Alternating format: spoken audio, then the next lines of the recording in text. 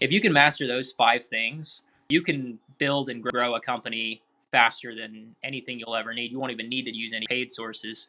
All right, what's going on? Today we are joined with our good friend Vincent Yoder, who is a bit of a legend in the industry up in the Upper Ohio region, Columbus area. So Vincent's going to give us a bit of a background on what his involvement is with business experience, but he has a pretty cool family business. He's been a great mentor to us in a lot of ways and being able to give us some really good insights on what to do and what to look out for and how to run things, and has been a really great contact for us. So it was our pleasure to have him on the show today and kind of learn a bit more. How you doing, Vincent? Good. How are you guys doing? Fantastic. Thanks for coming on. Good. Yeah. Yeah, so kick us off, if you will, a little bit maybe about some of your background. I know you work with the family business, but tell us a little bit maybe what you did before that and then how you got involved. Yeah. So I dropped out of college and started a restaurant, and then soon after that started helped a guy create multiple locations to employ people with mental disabilities as kind of like a retail location. So a couple cool niche entrepreneurial businesses right off the bat. Both ended up failing in a pretty short period of time. So ended up learning a lot of hard lessons real quickly as well. And then from that, I kind of segued into getting involved more with the family business. Been working on and off through the summers when I was younger with my dad when he started the company about 20 years ago. So I have experience in the field as well. I always tell people I'm a terrible electrician, but eventually found my calling in more of the business development side and figured out how to make the business grow. And we've added plumbing and heating and cooling services now in the past year and a half. So we're on the roll to try to become the full service company that most people can utilize in the home services industry. Wow. So how long ago did you start to make that transition, start working with the family business?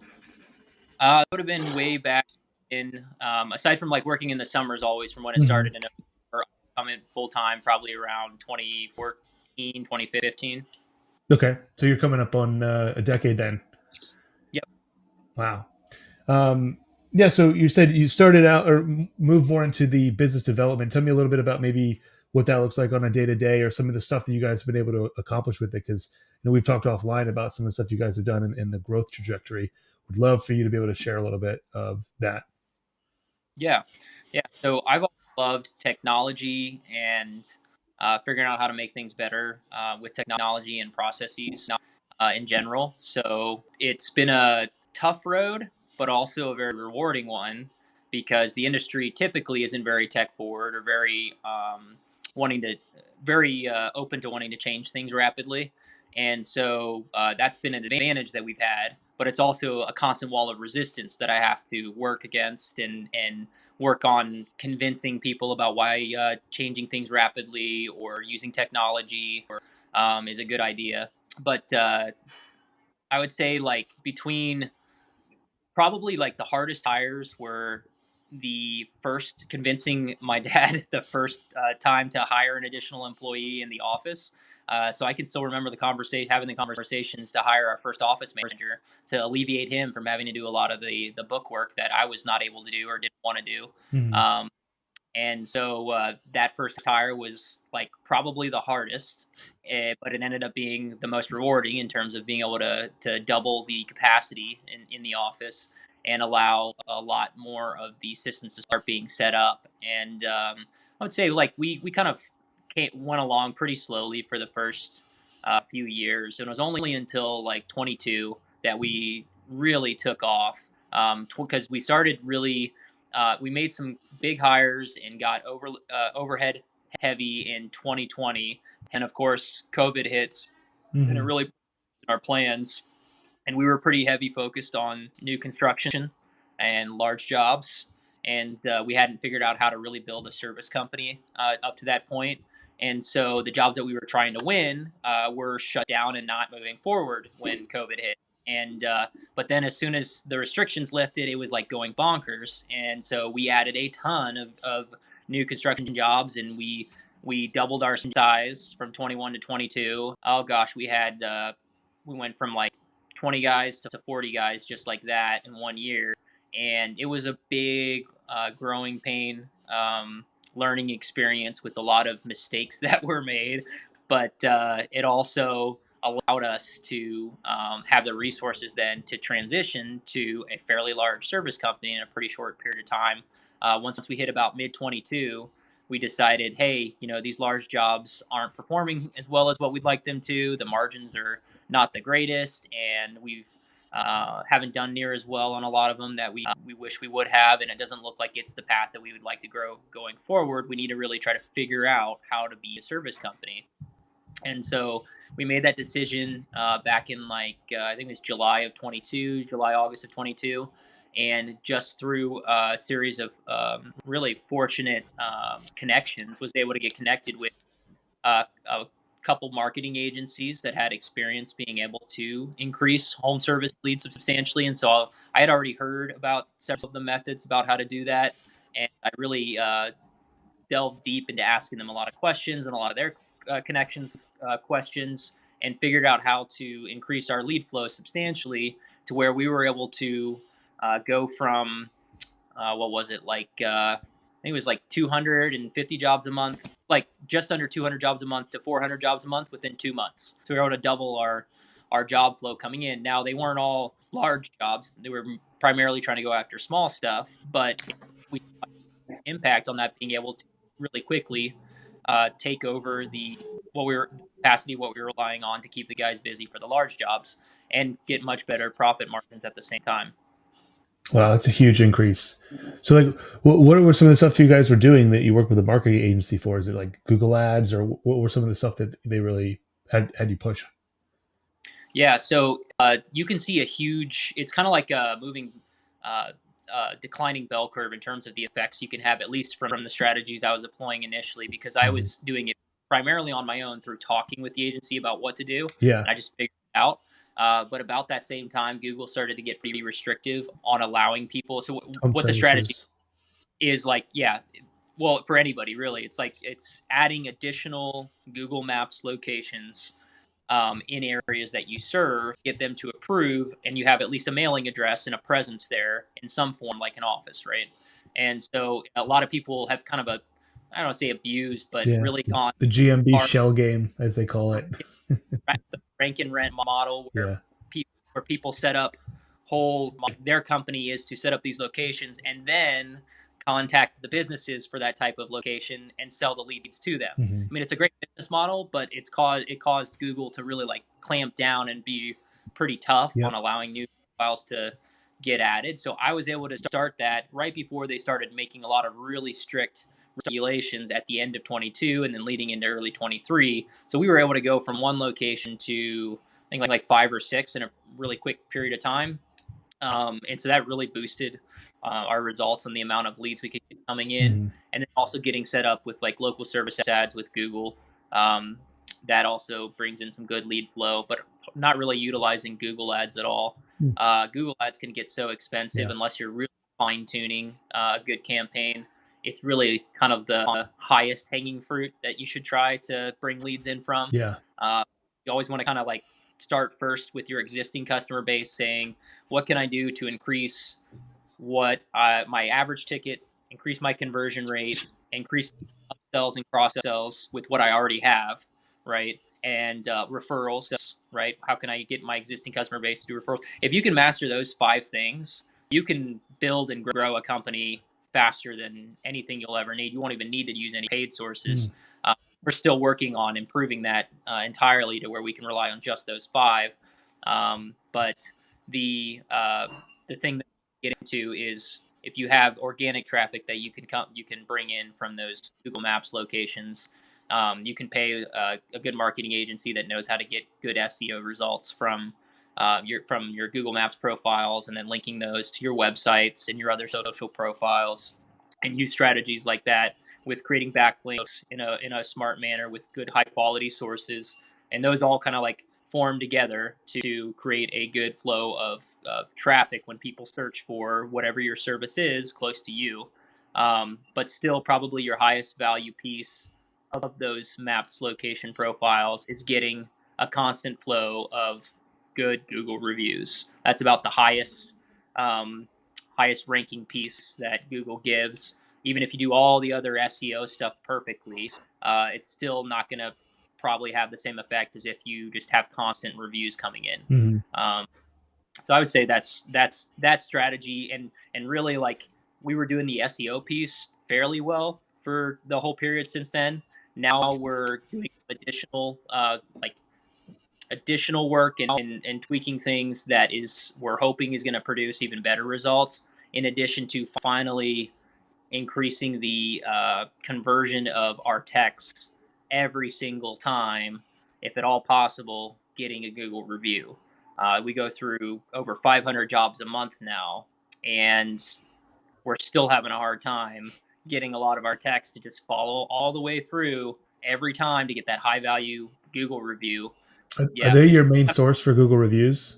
the main source for Google reviews would be the Yeah. customers. Yeah, Well, I mean, but having the text ask for them, or is there other ways that you do to get the reviews? right. Having the text ask for them Okay. on site. Yeah. The highest version, like, if you can, and really it's like you want to ask them, get them to ask at the point we're finding, if you can to ask right before you collect payment, Hmm.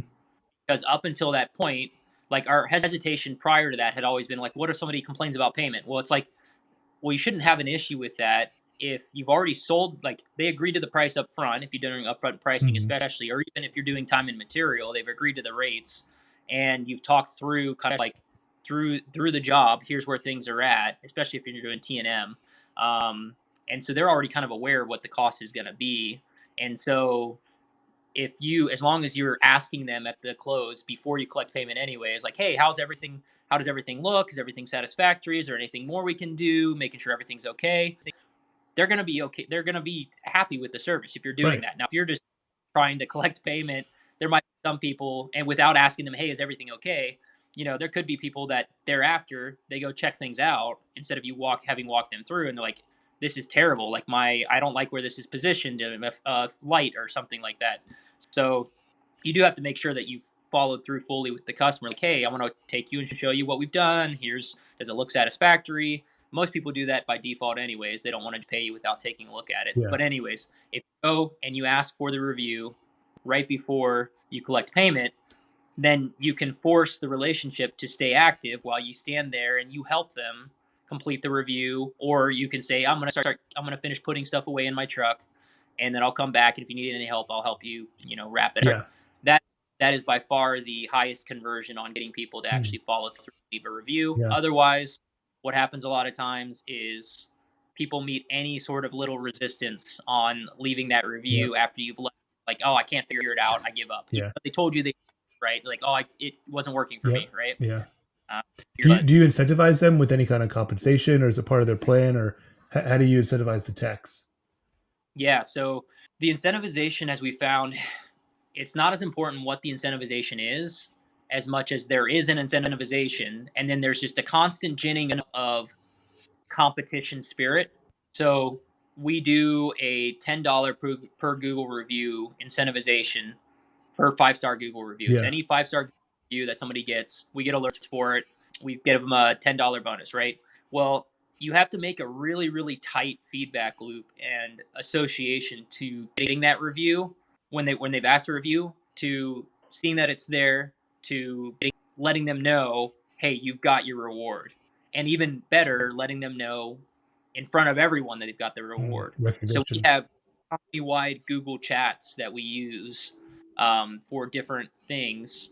Well, some of them, there's only one company wide. Then we have other chats for other, like, competitions or like a hunting and fishing group and stuff that we use for culture, which we can get into that later if you want to. Sure. But the company wide chat has been, we've just for the past few weeks been like just posting a screenshot of each 5-star Google review that comes in, and it's uncanny how much more momentum that's getting just because it's front of mind in front of everyone all the time. Mm. Because otherwise, it's like, oh yeah, I asked for reviews, and they kind of forget about what happened, and they're not actively looking like, did I get my bonus on my paycheck? So you almost have to tell them you're getting your bonus, and then they might check the paycheck later. Yeah. But it's like letting them know and let everyone else know, like, hey, so and so, you got a Google review, congratulations, and maybe even talking a little bit about, they said this is awesome, like, this is really good that you did this. And what that does is it just creates that mental space inside people's heads all the time, where they see their fellow their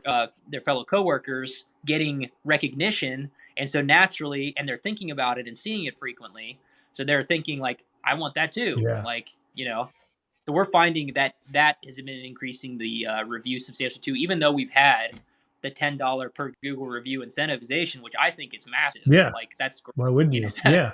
Especially if you're going through, like, you're a service tech and you're going It's like through at 50 least, bucks a day. like, you can go through a lot of jobs in a day, Mm-hmm. right? So it's like, yeah. So we have that, and then we also have like we did attempt, which is still running, like, which is uncanny too. It's like we did a huge $3,000 for the first person to bonus for the first person to get so many reviews, and then 2,000 for the second place person. Mm-hmm. Now we're close to getting that filled up, but it had been there a few months where it was just really slow trickle still, and it's like, man, that's a big amount of money. Why is no one incentivized to do that? Well, now finally, the past few weeks, we figured out you just have to constantly remind people, this is here, this is here, this is here, Yeah. this is here. So they're getting these alerts of their coworkers getting these reviews, and everybody's being reminded, oh yeah, they're doing it, I can do it too. They're getting rewarded, I want to get rewarded. So it kind of goes hand in hand with, you have to have some sort of incentivization. You don't even have to probably do $10 per Google review. I know there's companies that are successful just having like a monthly reward for whoever has the most, Mm-hmm. or a raffle time you have a review, and then they raffle off a prize, which ends up being spending less money than the $10 Yeah. per anyway. You just have to have some sort of incentivization, and then that constant awareness loop to make sure that everybody is constantly kind of in that competition mode, to really get them to always think about doing it and following through. Did you Yeah. like try to foster some of the competition? Yeah, I mean, we every company wide meeting, which we have every couple of weeks, early in the morning, first thing on Wednesdays, we'll remind people, remind them that the competition is going Mm-hmm. on, and then we were announcing the additional incentivization, right? But it's only been like the past month, where finally, like, and it was actually my wife. She's brilliant. She's done social media marketing and stuff for different Mm-hmm. organizations, and she really understands how to, like, build a crowd and lead a team, and get people excited about a new Mm-hmm. project. So she's like, you need to be telling them all the time, like every day, like, here's the current total. And I'm like, okay, like, they know they can get $10 per, like, Right. why does it make much sense? Well, wouldn't you know, as soon as I started doing that, as soon as we started making it a daily announcement of, like, everyone that came in, going ahead and posting it over to the company wide chat, it creates, more feedback where everybody wants to keep giving more views. Yeah. So that stays top of mind. And it kind of goes into another area too with anything in the trades. You have to really be super persistent, and it's hard to do it in a non-annoying way. You almost always become annoying. It's constant reminding Mm-hmm. things, but especially when you get a larger and larger team, when it comes to any sort of sales training or training about a new way to do a process, it takes a long time to Mm-hmm. get a new process implemented, or to change, even harder to get an old one changed to do it a different way. If people just get used to, the same old, wanting to do the same things all the time.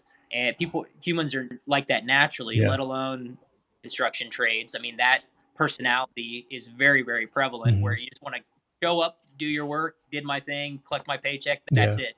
Which is good So, for like the daily work, but yeah, not for new processes. right, exactly. So it's like, you almost have to. You're not just Mm-hmm. training, uh, especially in the construction industry. You're not just training guys on new processes. You're also training them kind of in a new way to think, taking on more ownership, instead of what we've kind of been taught in our school system is just listen and do the work and be done. Just, and if you make a mistake, shame on you, right? Yeah. Instead, take ownership of this. I'm going to do the best I possibly can, and I'm going to have an ownership mentality in everything I do and take responsibility. And I don't want to just do my job. I want to learn and improve and get better. I want to figure out, how can I do more and increase more value for my employer? How can I create more value and a better place to work for my coworkers? And know that that type of behavior gets incentivized. That's great. On the flip side of the team and the Google reviews, how have you found the direct correlation with more Google reviews with increased work or more referrals or additional uh, revenue based off that? Yeah, so it's there's a pretty tight correlation. It's not always exact, but especially and we'll figure out once we get more, higher up in hundreds and thousands more reviews, whether the correlation is the same. But you can pretty much count on however many reviews you have, as long as you have a decent star rating and you're not like all, 1, 2, 3 stars. Pretty much correlate getting one lead or one phone call coming in per review that you Hmm. have. So you can, if you get, 30 review, and that's per month. So you get 30 reviews on a profile. You can pretty much count on getting 30 calls per month, every month, and um, usually those are pretty high quality.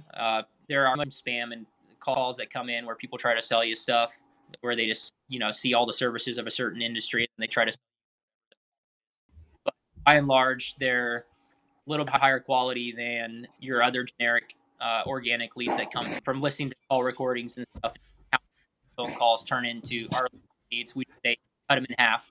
So if you have 30 reviews on a profile, expect 15 legit leads coming in, and this is free, mind you, too. Like you're and like Yeah. from aside from we used to incentivize people to get reviews in the first Right. place. Uh, let's say you started with you had 30, so you get 15 legit leads, and then whatever your conversion rate is. If you're running a good service company, you should have a conversion rate 50 and 60% for your average guy, and then your high flyers you should have between 70 and 80%. So think it's just the average 50%. So 50% of the 15, 7.5. And then you take your average ticket, which if you're running a good service company, again, your average ticket should be in the realm of 2,000 to 2,500, depending exactly which services you're offering. So say it's 2,000. So 2,000 times the 7.5, you're at, what is that, 14 and 30, or help me out here with the math. 7.5 times 2, 15. 15,000. Hmm.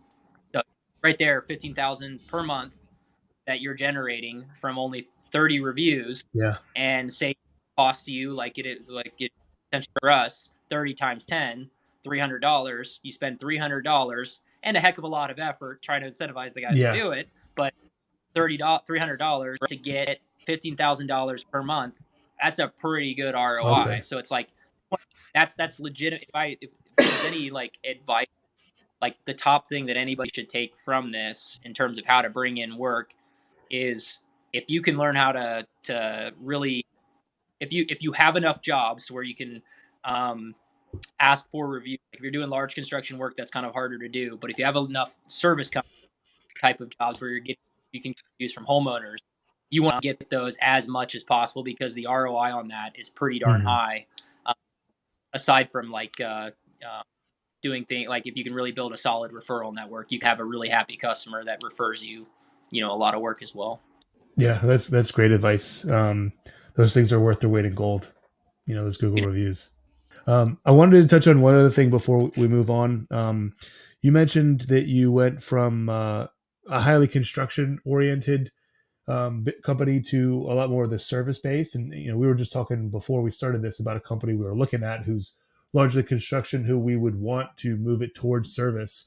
What does that transition look like? Is it just a matter of you guys growing the service to eclipse the construction, or are you taking people off construction, or how does that phase out progress?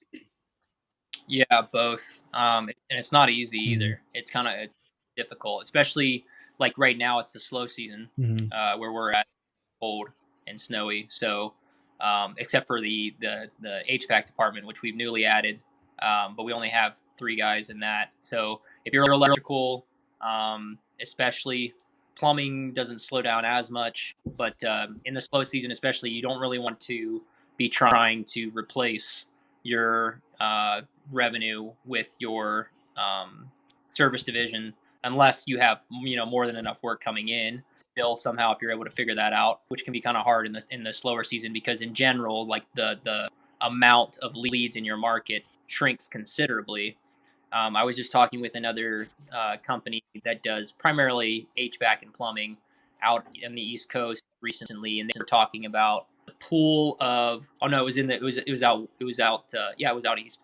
The pool of their market leads that they were getting even just 1 year ago, or not 1 year ago, in 22, still coming from the COVID hype, post hype. boom and everything. 22, they were actually wise enough, along with some others, to double their marketing spend as soon as COVID hit, when everybody else was clamping down and concerned. They had the wisdom to double their marketing spend, and they were able to claim a lot of market share from 20 into 2022 into 22. And so they were able to drastically increase their business. And in 22, uh, the market share kind of grew, and they were able to gain market share. But then in 23, the amount of leads that were coming through, because the amount of jobs people wanted to have done shrunk. I think it was like Mm, 30%, but they were still able to gain at least 1% more of their market share. Just the quantity ended up still being less than it was in 22, when there was a bigger pool. got it. So like the same thing happens in the slow seasons. In the wintertime, if you're in a winter market, or depending if you're HVAC and you're in the seasons where the weather is not quite as drastic, uh, in your slower times, then the pool of available leads shrinks considerably, but you still have all the same, have the same quantity of other contractors that are fighting for those, right? So that's also why, like, the relying on Google ads, even Google local service ads, because more and more people are getting access to those. They had been a huge source of leads that were much lower cost than Google ads, but more and more people are figuring out how to use Mm, those. But any other paid source of advertising that you rely on to scale up and scale down, they get drastically hurt, and costs increase dramatically in the slower seasons. So you really want to try to build out the capability, especially if you're trying to transition from new construction, or large projects with lower margin, to a service industry company. You really have to, like, take it gradually as you have enough work coming in, to first always try to hire in house, promote a guy from an existing division into your service department. Those are always usually your best hires, anyways, is somebody from within your company that has your culture and everything, anyways. And then you don't have to spend all the money trying to go out and hire. right. Um, do that first. But then the second thing that you can do is, when you are getting busier, with the out of the slow season, is you can also kind of force that scenario to happen in tandem with the large projects that you have going on with those customers. If they're recurring customers, especially, like, hey, here's our new pricing, like, and just jack the pricing up to a point you would feel comfortable, like, hey, take it or leave it. And then you'll get some of those contractors, some of those relationships, like, yeah, like, we love you. Like, we've been using for so long. Like, we might not use you for near as much work, but we'll still use you for some. And then you just increased your margin dramatically on those Yeah. jobs, some of those jobs as well. And so you aren't necessarily having to replace entirely overnight. It's just over time. If you are trying to create the most value, you are going to get the most value by going entirely to service. Yeah. So it sounds like it takes a lot of transition. It's not just a simple flip of the switch, right? We're service now. Sounds Yeah. like it. We have Yeah. Go And ahead. how do you find the team? Obviously, some guys like service, some guys like new construction. How have you found that with maybe transferring some of the construction-based guys more into the service role? Have you encountered any resistance on that side? Yeah, there's a lot of resistance. There's a lot of resistance early on, especially. You gotta. It kind of just takes some time to build that into the culture, because it is a different culture than new construction. Usually, it's a lot more customer service focused, a lot more sales involved, and people don't like to hear the word sales. They think it's a dirty word. So really training people a new mindset into realizing that sales is not car salesmanship necessarily. It's learning how to serve the customer at a much higher level. Thus, you will have to know how to do a lot of sales skills, because you have to be able to show the customer where the value is. And to show the customer where the value is and why you're much better value and command a higher price, you yourself have to understand that. So it just takes time to train that into guys. It helps if you can hire a couple key hires, um, at least initially, to that have experience in running sales with a home services company, like your franchises, like your Mr. Rooter, Mr. Electric. I'm trying to think of a heating and cooling one. But if you can find people that have the industry experience in those types of companies and get a couple of those Mhm. hires on, it does help tremendously, because they can help train the other guys, and the other guys see oh, this is actually possible. It actually works because I see them successful in it, right? But it just, yeah, it takes time to be able to transition guys over. And then you inevitably find too, there are guys that just won't make the cut, and their jobs will be on the line once it comes time to cut the work in their division. If you can't increase the margin substantially enough to make it make sense to keep it. So but you don't want to do that all overnight, especially if you had the almost 50 techs that we had when we started to make the transition. You just can't flip the switch. We're at the point now where we have a bit more than half of our techs are running on the new um, service program, which we've instituted. We kind of did our own in-house from mid 22 to um, mid to late 23, and then we brought on a new company that specializes in training for service in electrical, which is the primary portion of where our work is done. And so that's been a huge help to be able to train the guys by people who have actually had experience building service training instead of us just trying to figure it out Yeah. on our own. All Well, right. what's the blend currently? Are you guys still doing some construction? Yeah. Yeah. I think we're pretty much 30% right now. Okay. So Um, 70-30. And were you the total reverse, or were you like 100% construction before? yeah, we were like, our service department was at the start was maybe 15 to 20%. Oh, wow. So that total reversal. And over what time period? So that was for mid 22 at that point. We were already doing service work before we started the official service department. Right. That was like 15% of our business then. And then from 22, mid 22 to current now is where we're at the 70-30.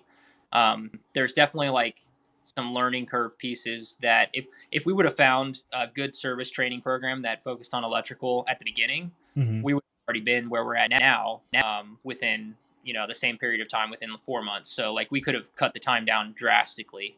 We were already like, when we had them start maybe 4 months ago, um, we were at a mix of maybe, well, we were at a pretty similar mix still, actually. The main change has been our pricing model, and our conversion rate has increased drastically. Mm-hmm. We're providing a lot more value to our customer base than what we were prior. So, yeah, I'd say like if you get a good, like, if you have someone that has experience building a service training program for whatever trade you're in, you can get there within like a 6 month time period, from Wow. start. Really? Yeah, with having the program implemented. Now, Yeah.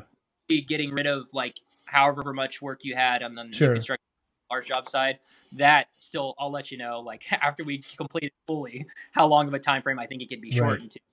But it's like a twofold thing that you're working on. And again, like there's the piece that's like actually implementing the processes and the new training and the new way of doing things, but then there's also the piece of the mindset.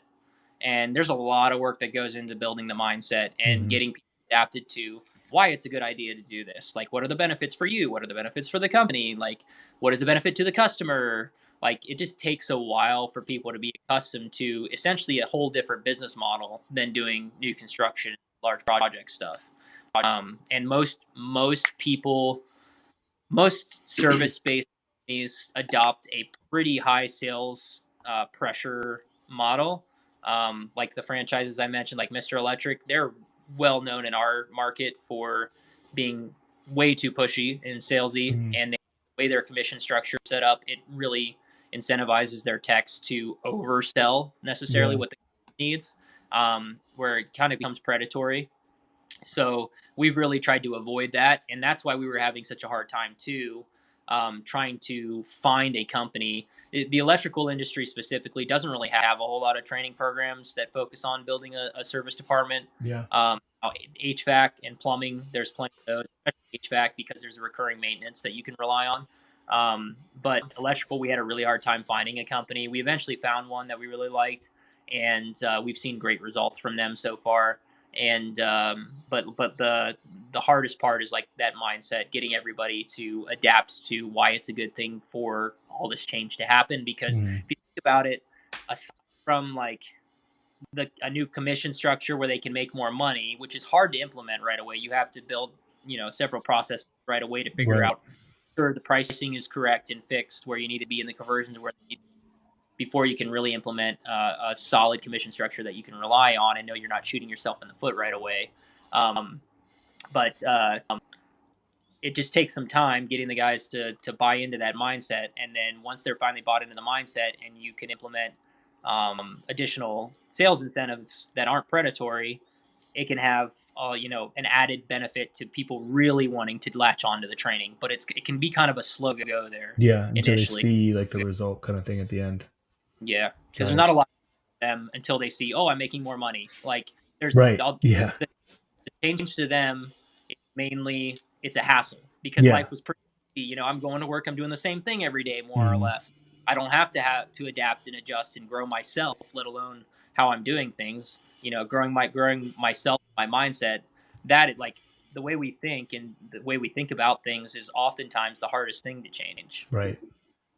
And how have you found the line between, some of these other companies which are really just pushing sales and the guys are incentivized to sell as much as they can? Where have you found the line for, I guess an ethical solution, the upselling, but at a reasonable, maybe on the, upselling safety or.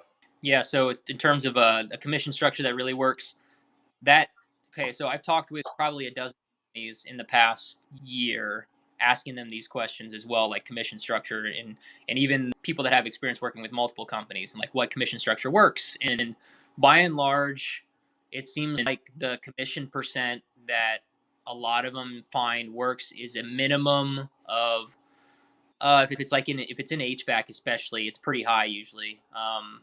Minimum of like 15% to as high as 30%. Now, a lot of those, like to have that percent commission, it also means a very, very low base pay, like or pure commission structure. And that is the traditional model. And that traditionally also creates the most incentivization for people to sell, right? Mhm. If you kill what you eat. I have found very, very few, at least one person in particular that's dealt with several companies. We're still trying to figure out 100% where we're going to land. We're testing out different percentages and methods right now, so I can let you know at a future time kind of what we more or less land on. But we have a pretty high base pay for our market, and we find that is a huge incentivization. If you can pull it off and you're the highest paid guy's base pay in the market, it's a lot easier to hire and bring in new talent. Sure. Now, you have a really good sales guy at a company that does sales, and a lot of them get burnt out after a while, and it's not very good for family environment. So you'll find a lot of these service companies, they can't grow really massive. Like it's really hard to find one that grows really massive, or it takes a long time to grow. So we're trying to find a mesh between having a really high base pay, but then having enough of an incentive commission on top of that that's not predatory, but it's going to be considerably less than the industry average, so that the take home pay ends up becoming the same realm of what people can make if they're pure commission, right? That way, there's a lot more safety in wanting to work with us still, and we can keep that good family culture, and people stick around for the long haul and they don't get burnt out. But this has been really fun, man. We definitely need to do it again. Really insightful. Appreciate you coming on, man.